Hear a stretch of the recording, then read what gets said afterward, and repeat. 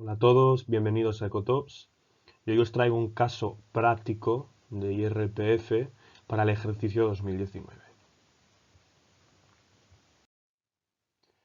Aquí en la siguiente diapositiva tenemos el enunciado. Para hacerlo más práctico, he puesto el enunciado también en la descripción del vídeo y también lo encontraréis en mi blog. ¿De acuerdo? Entonces podéis ir siguiendo la explicación del vídeo y a la vez ir viendo el enunciado para que no se os escape ningún detalle.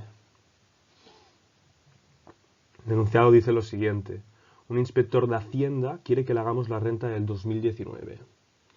Este vive en Cataluña y tiene dos hijos de 33 y 24 años. Su salario bruto asciende a 60.000 euros durante el 2019. La cantidad pagada por él en relación a la contribución a la seguridad social es de 12.400 euros. Además, pertenece al Colegio de Economistas de Cataluña y paga al año 500 euros. Aparte de la vivienda que tiene en Barcelona, tiene una casa en Galicia que ha sido alquilada durante todo el 2019. El valor de adquisición de esta última propiedad, de la propiedad en Galicia, es de 600.000 euros y su valor catastral de 250.000. De este valor conjunto, el 20% corresponde a suelo y el 80% corresponde a construcción. El ingreso derivado del alquiler de la propiedad es de 30.000 euros y aquí ahora a continuación podéis ver la relación de gastos para el 2019. Tenemos que se destinó al seguro del hogar 250 euros, en concepto de reparación y conservación 5.000 euros, después intereses de hipoteca tendríamos 2.000 euros y en IBI 1.000 euros. También tiene una cuenta broker con una cartera que incluye ahorros e inversiones en compañías cotizadas. Recibió dividendos por 3.000 euros e intereses por 500 euros durante 2019 y los gastos de gestión fueron de 200 euros. Además, vendió parte de las acciones de esta cartera en 2019, cuyo precio de compra fue 1.700 euros y los gastos inherentes a la operación de compra fueron 200, mientras que el precio de venta fue 10.000 euros y los gastos inherentes a la operación de venta fueron de 400 euros. También contribuyó a un plan de pensiones con 8.000 euros y finalmente las retenciones que se le practicaron fueron de 9.750 para 2019.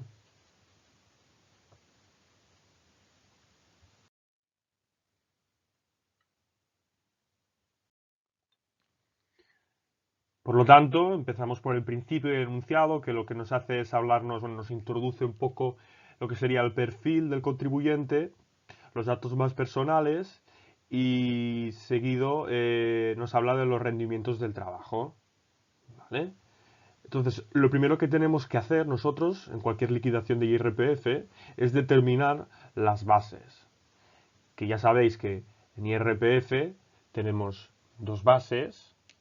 Tenemos la base imponible general y la base imponible del ahorro. Por lo tanto, ahora nosotros lo que haremos será empezar por la base imponible general, ya que tenemos rendimientos en esta, y el primero que tenemos es los rendimientos del trabajo.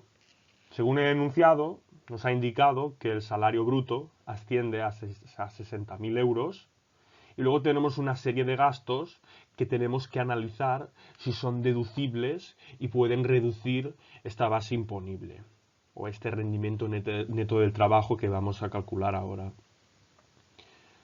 De gastos hemos visto que teníamos en seguridad social 12.400 euros, ¿vale? Aquí ya veréis que voy poniendo notas. ¿Qué sucede con la seguridad social? Que es totalmente deducible, no hay ningún problema, pero me gustaría recalcar que, aunque parece obvio, prefiero explicarlo para que no haya ninguna duda, sobre todo a la hora de interpretar datos, que solamente es deducible la parte que paga el empleado. Ya sabemos que la seguridad social, la gran parte la paga el empleador, la empresa, y después una pequeña parte la paga el empleado. Obviamente es deducible únicamente el gasto que soporta el trabajador, el gasto que soporta la empresa nos da absolutamente lo mismo, ¿de acuerdo? Por lo tanto, aquí estos 12.400 euros que estamos restando se corresponden a la parte pagada por el trabajador.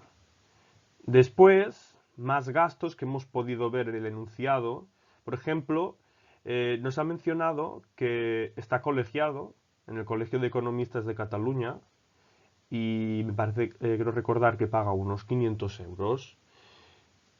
¿Qué sucede aquí? Pues yo he puesto aquí 0 euros que se puede deducir, básicamente porque el tema del colegio en los rendimientos del trabajo funciona de la siguiente forma.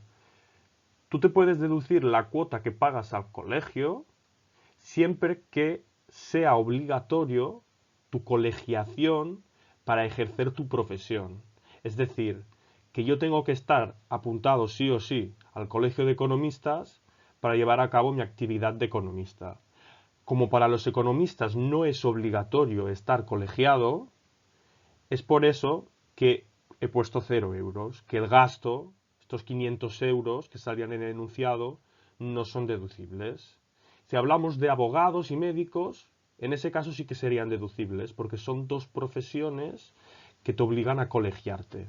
Y por lo tanto, tú la cuota que pagues anual en tu declaración de la renta, si eres abogado, médico o cualquier otra profesión en la que sea obligatoria la colegiación, en ese caso podrás deducírtelo. Pero en el nuestro no podríamos. Por lo tanto, 0 euros. Y luego, por último, lo que tenemos aquí de gastos deducibles sería el concepto de otros gastos deducibles por 2.000 euros, que esto es igual para todos, es decir, es lo mismo para todos los contribuyentes que declaren en su renta rendimientos del trabajo. Por el mero hecho de declarar cualquier rendimiento del trabajo, ya te dejan deducirte, te regalan, por así decirlo, 2.000 euros en concepto de otros gastos deducibles en los que has podido incurrir para llevar a cabo tu actividad, tu trabajo. ¿Vale? Entonces, estos no hay ninguna duda que se los puede deducir perfectamente. Por lo tanto, si nosotros partíamos de un salario bruto de 60.000 euros y empezamos a restar todos estos gastos que hemos explicado, nos queda un rendimiento neto del trabajo de 45.600 euros. ¿De acuerdo? Continuamos ahora. Seguimos en la base imponible general, pero también hemos visto que tiene una casa en Galicia que está alquilando. Por lo tanto, estamos hablando de un rendimiento del capital inmobiliario.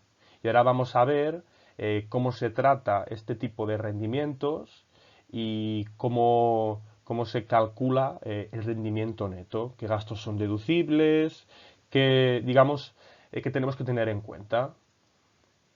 Según el enunciado, hemos visto que el alquiler durante 2019, lo que ganó por el alquiler de esta casa en Galicia fue 30.000 euros. Y después tenemos los siguientes gastos que vamos a analizar a continuación. Tenemos el seguro de 250 euros, que el seguro de la casa que tú estás alquilando es perfectamente deducible, siempre que lo soportes tú, igual que los demás gastos. Después tendríamos mantenimiento, reparación, conservación, lo podéis llamar como queráis. En este caso son 5.000 euros. Después, este contribuyente, esta casa no la ha comprado a tocateja, se ha endeudado para comprarla. Y mientras la está alquilando, tiene que pagar estos intereses que se devengan de la hipoteca. En nuestro caso, los intereses ascienden a 2.000 euros. ¿Vale? Luego el IBI, 1.000 euros. Y por último, que este gasto no salía en el enunciado, pero se tiene que calcular también, sería el gasto por amortización. ¿Vale? Entonces, vemos aquí el listado de gastos, que hay unos cuantos. Lo que es el seguro y el IBI no tiene más explicación. Donde nos vamos a parar un poco más sería en mantenimiento, intereses, hipoteca y amortización, que es donde tenemos las claves estas, la D y la E. Empezando por el primero, por el mantenimiento y los intereses de hipoteca, hay que ir con cuidado con estos dos gastos en concreto, porque tienen un límite, y por eso pongo el comentario.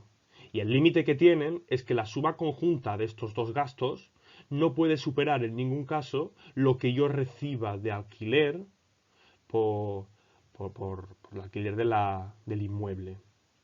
Es decir, aquí no tendríamos ningún problema, porque si yo sumo los 5.000 de mantenimiento y los 2.000 de intereses de hipoteca, me da un gasto total de 7.000. Y el alquiler percibido es de 30.000. Por lo tanto, me podría restar íntegramente el gasto de mantenimiento e intereses de hipoteca. Pero imaginemos el caso que pues, este gasto por mantenimiento e intereses de hipoteca fuese mucho mayor y superase los 30.000 que recibo por el alquiler. En ese caso, yo solo podría deducirme en concepto de estos dos gastos hasta 30.000. Y la diferencia sí que es cierto que me la podría deducir, no la perdería, me la podría deducir en los 4 próximos ejercicios, en los 4 próximos años, eso sí, respetando el mismo límite de que el mantenimiento y los intereses de hipoteca no pueden superar lo que reciba yo de alquiler. ¿Vale? Este sería el primer comentario respecto a los gastos deducibles en el alquiler. Luego nos encontramos con la amortización, que ya viene dicho, no la encontramos en el enunciado porque la tenemos que calcular nosotros. ¿Y la ley del IRPF cómo establece el cálculo de esta amortización?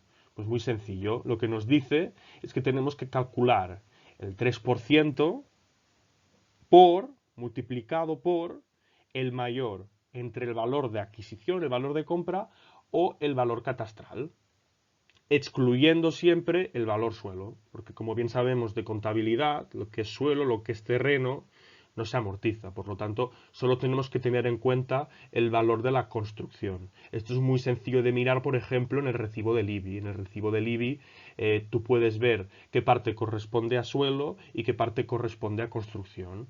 ¿Vale? Pues contando con este recibo, nosotros podemos hacer la siguiente operación que veis aquí y que resulta en estos 14.400 euros, que es lo que he hecho aquí, el 3% que se establece por ley, que es el ritmo al que se entiende que se deprecia un inmueble, multiplicado por el mayor, en este caso el mayor sería el valor de adquisición de la casa en Galicia, es decir, 600.000 euros, y en el enunciado también podéis ver que el 20% es suelo y el 80% es construcción. Por lo tanto, lo multiplico por el 80%, porque ya hemos dicho que el suelo no se deteriora en ningún caso, no se amortiza.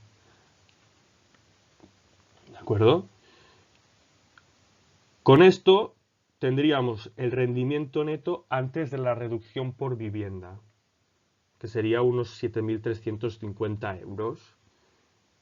Pero hay que aplicar esta reducción porque es muy beneficiosa, está para incentivar la puesta al mercado de inmuebles en alquiler para uso de vivienda y es una reducción del 60%. Por lo tanto, aquí vemos cómo la aplicamos y nos queda un rendimiento neto posterior a la reducción por vivienda del 60% de 2.940 euros. Con esto ya habríamos terminado de colocar lo que serían los rendimientos de la base imponible general, pero ya hemos visto que esto no termina aquí. Según he enunciado, también tenemos más rendimientos. Lo que pasa es que ahora estos rendimientos irán a la segunda base que se contempla en el IRPF, que es la base imponible del ahorro. Y hemos visto que este contribuyente posee una cuenta broker, y en esta cuenta broker, en 2019, ha recibido como dividendos 3.000 euros de su participación en empresas cotizadas e intereses de 500 euros que ha generado las cuentas de ahorro que dispone. Además de esto, también hay unos gastos de gestión de 200 euros.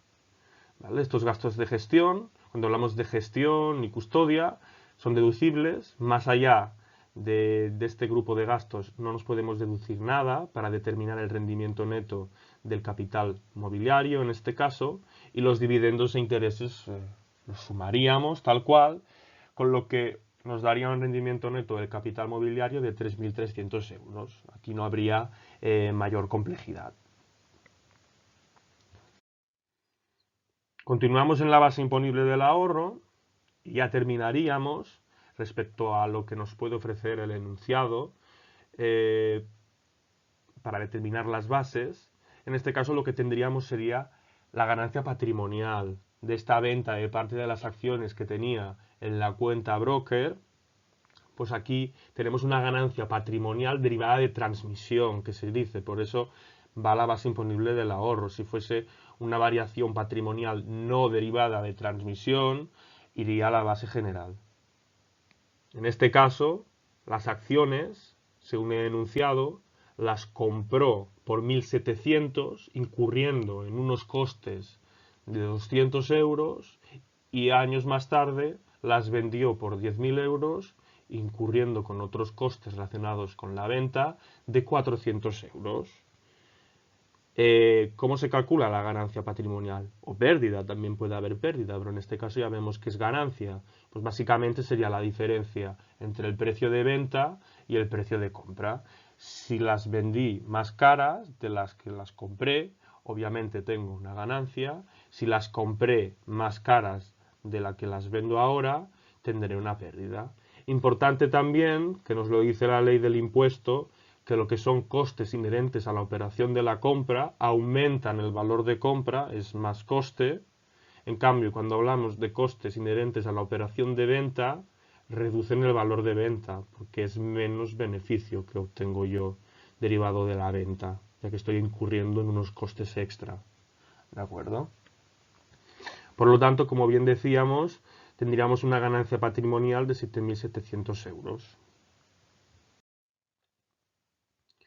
¿Y cómo queda la cosa? Pues de momento, decíamos, tenemos en la base imponible general, que la tenemos calculada, 48.540 euros, la suma de los rendimientos del trabajo, 45.600, y los rendimientos del alquiler, 2.940 euros, mientras que en la base imponible del ahorro tenemos unos rendimientos del capital mobiliario por estos intereses y dividendos, deduciendo los gastos de gestión, nos salía a unos 3.300 euros, mientras que también teníamos una ganancia patrimonial por la venta de acciones de 7.700 euros, lo cual nos da una base imponible del ahorro de 11.000 euros.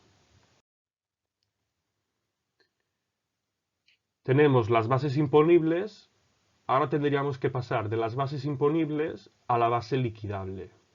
¿Vale?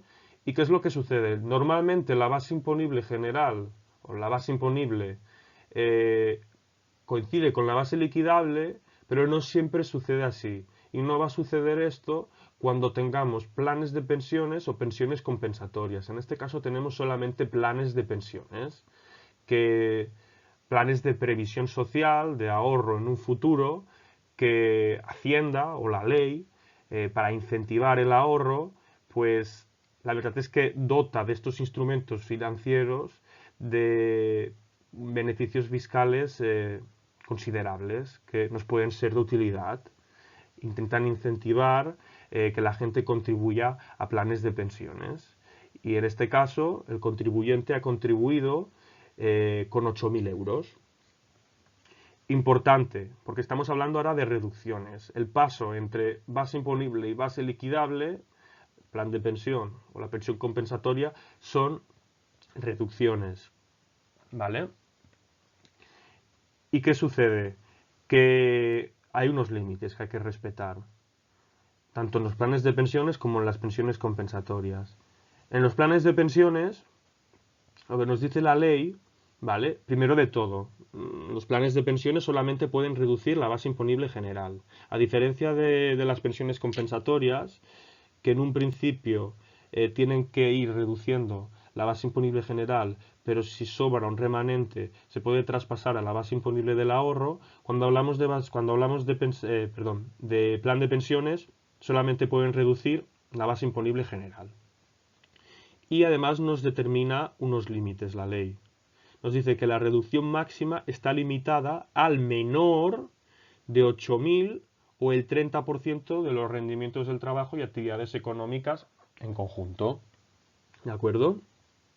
En nuestro caso, y en la mayoría de casos, el límite que aplica, el menor, son los 8.000. ¿Vale? Por lo que la reducción que vamos a aplicar son los 8.000 aportados, que nos resultan una base liquidable general de 40.540 euros. ¿Qué sucede? ¿Qué sucede si por los límites yo no me puedo aplicar la máxima reducción? Todo lo que he aportado no me lo puedo aplicar. Pues lo que sobre en los 5 próximos años podré aplicarlo, respetando los mismos límites que acabamos de comentar. Muy bien, pues una vez aplicada esta reducción, nosotros vemos que la base imponible general antes era es 48.540 euros. Haciendo la resta de 8.000 nos da una base liquidable general de 40.540 euros. Y la base liquidable del ahorro es exactamente la misma. No hay ningún cambio aquí en este sentido. ¿Vale? Por lo tanto, ahora tenemos la base liquidable, tanto la general como la del ahorro. Ahora es momento de aplicar los tipos impositivos y mínimos, es decir, de determinar la cuota íntegra general. ¿De acuerdo? Vemos aquí arriba en la slide que la base liquidable general, para recordar, 40.540 euros. Y tenemos la tabla de tipos a aplicar para determinar esta cuota. Aquí tengo que avisar de que esta tabla es autonómica más estatal y autonómica Cataluña, porque ya hemos visto que el contribuyente es residente en Cataluña. Claro, esto va a cambiar, como el IRPF es un impuesto cedido a las autonomías al 50%, y tienen ciertas competencias, como por ejemplo respecto a los tipos impositivos a aplicar, en lo que sería la determinación de la cuota íntegra autonómica, perdón. Pues claro, aquí en Cataluña son unos tipos, en Galicia son otros, en Madrid son diferentes. Por lo tanto, esto es importante tenerlo en cuenta si tenéis que hacer la renta de alguien que no es de Cataluña. Esta tabla nos va a servir, ¿de acuerdo? Importante tener esto en cuenta. En nuestro caso, como el señor es de Cataluña, pues aplicamos la tabla que acabáis de ver. Vale, pues aquí procedemos al cálculo de la cuota íntegra, teniendo en cuenta la tabla. La tabla a lo mejor puede resultar un poco enrevesada. Vosotros aquí tenéis el cálculo, pero realmente a efectos prácticos, por ejemplo, con el programa de Hacienda o por internet, podéis encontrar por la red aplicaciones que lo hacen automáticamente. Incluso el propio software de Hacienda ya tú esto no lo tienes que hacer, no lo tienes que determinar, ya te lo aplica él solo. Pero bueno, siempre está bien saber cómo salen estos números, y es por eso que tenéis aquí detalle de los cálculos aplicando la tabla de la diapositiva anterior. Pues aplicando estos números tenemos aquí una cuota íntegra general que he llamado yo, antes de los mínimos, de 11.011,08 euros. Y el siguiente paso sería determinar el mínimo personal y familiar y aplicarlo. Mínimo personal y familiar. ¿Qué tenemos aquí? Tendríamos el mínimo personal, el del contribuyente, que todos tenemos, los famosos 5.550. Y después, según tus condiciones familiares, tienes este mínimo familiar. En nuestro caso, nosotros lo que hemos visto es que el contribuyente tenía 2 hijos. Y uno era mayor de 25 años y el otro tenía 24 años. ¿Vale? Es importante porque el mínimo familiar o por descendencia, en este caso, solamente se puede aplicar si nosotros tenemos un descendiente que convive con nosotros, importante este requisito de convivencia, y tiene menos de 25 años. A menos que sea discapacitado, que si es discapacitado no hay límite de edad. Y después también habría otro límite en cuanto a las rentas que genera este descendiente. ¿Vale? Por lo tanto, es importante, antes de aplicar un mínimo familiar, ver si cumplimos los requisitos, porque son unos cuantos. En este caso se cumplen los requisitos de un descendiente, por lo tanto los 2.400 euros que establece la ley por mínimo familiar con un solo descendiente. Y aquí veis que lo que estoy haciendo es dividirlo entre 2. ¿Por qué lo divido entre 2? Porque aquí tenéis el comentario, letra I. Cuando hablamos de un mínimo familiar, puede suceder que haya varios contribuyentes que sean beneficiarios, que se puedan beneficiar de este mínimo. Entonces, habría que dividirlo por el total de contribuyentes que se pueden aplicar este mínimo. En este caso, 2. ¿Que quiénes serían? Pues los padres de este hijo que da derecho al mínimo. El padre y la madre. Por eso divido entre 2. Porque estamos haciendo la renta del padre, única y exclusivamente. Por lo tanto, la cuantificación de este mínimo personal y familiar corresponde o resulta en 6.750 euros, pero después yo a este mínimo tengo que aplicarle los tipos que hemos visto en la escala autonómica y estatal, la que hemos visto en la diapositiva anterior. Y me da un resultado que podré restar de 1.451,25 euros. Entonces yo cojo los 11.011,08 antes de mínimos y le resto el mínimo y tenemos aquí en negrita, podéis ver, cuota íntegra general después de mínimos, 9.559,83 euros.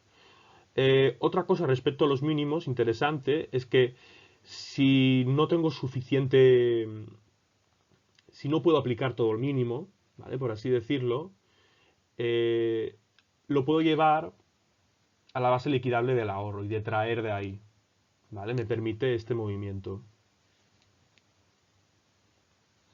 Porque no puede ser negativa la cuota que me resulte. Entonces, si tengo mucho mínimo y la cuota general me sale negativa, me tiene que quedar hasta 0. 0 es el tope máximo. El remanente lo voy a llevar a la cuota del ahorro, ¿vale?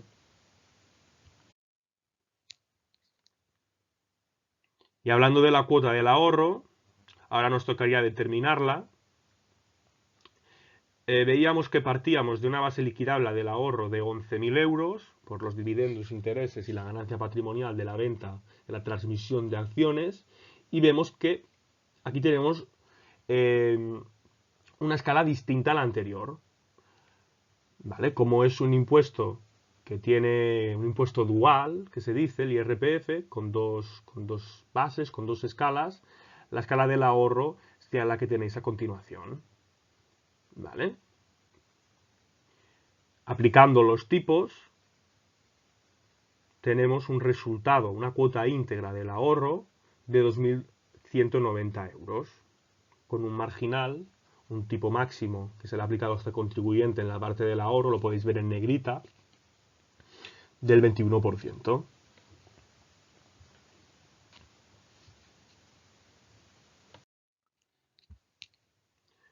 Veamos cómo nos queda el esquema de liquidación. Nos habíamos quedado en la base liquidable general previamente y la base liquidable del ahorro. Aplicando los tipos impositivos, tenemos una cuota íntegra general de 9.559,83 euros y una cuota íntegra del ahorro de 2.190 euros. ¿De acuerdo? Siguiente paso. He llegado a la cuota íntegra. Lo siguiente sería aplicar deducciones para llegar a la cuota líquida. ¿Vale? ¿Qué es lo que sucede? Que en este caso es bastante sencillo, no lo he querido hacer muy complicado por ser el primer caso, y no hay deducciones.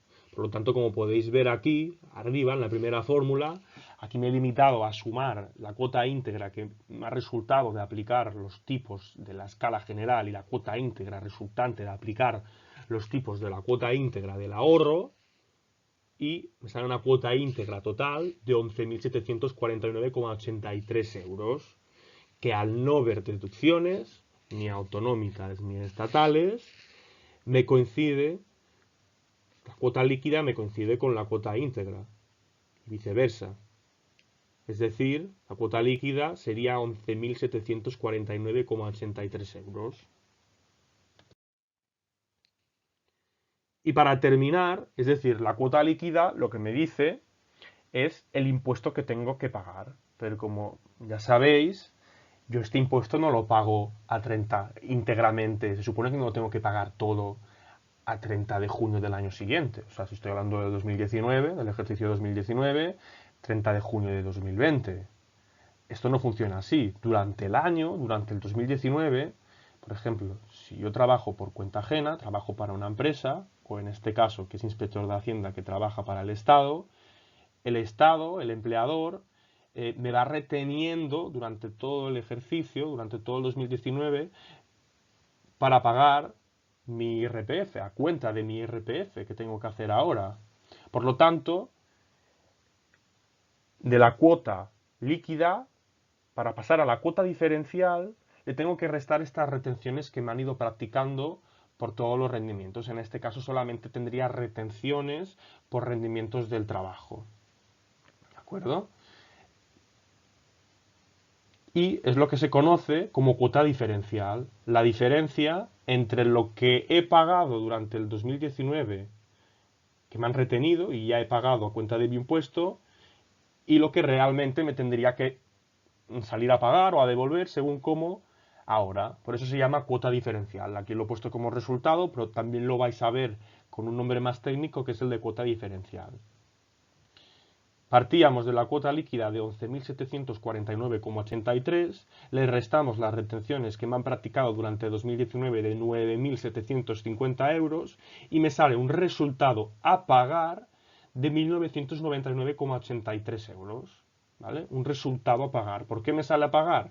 Porque me han retenido menos de lo que correspondía. Yo en impuestos tendría que haber pagado 11.749,83 euros, pero durante 2019 no se me ha retenido del todo bien y solamente he pagado 9.750 euros. Por lo tanto, ahora tengo que abonar la diferencia. También se puede dar el caso contrario, que en vez de retenerme estos 9.750, me hubiesen retenido, pongamos, 16.000. En ese caso, me hubiesen retenido también mal, pero en exceso, por lo que ahora Hacienda me tendría que devolver aproximadamente unos 5.000 euros. ¿Vale? Estos serían los dos posibles escenarios que se barajan a la hora de hacer la declaración de la renta. Si ya te retienen perfecto, lo ideal sería esto, que te reteniesen en 2019 el impuesto que te tendría que salir a pagar, efectivamente, es decir, 11.749,83 y que el resultado fuese cero. Pero esto en raras ocasiones sucede. Pues nada, hasta aquí el caso práctico bastante sencillo, como decía antes, pero es un poco para, sobre todo aquellos que no hayan visto nunca cómo se hace una declaración de la renta, pues tengan una idea, unos conceptos básicos, y más adelante traeré otros casos un poco más complicados para ver más cosas. Y nada, pues hasta aquí todo, espero que os haya gustado el vídeo. Cualquier duda o sugerencia, tenéis el apartado, la sección de comentarios. Y nada, espero veros en un próximo vídeo. Adiós.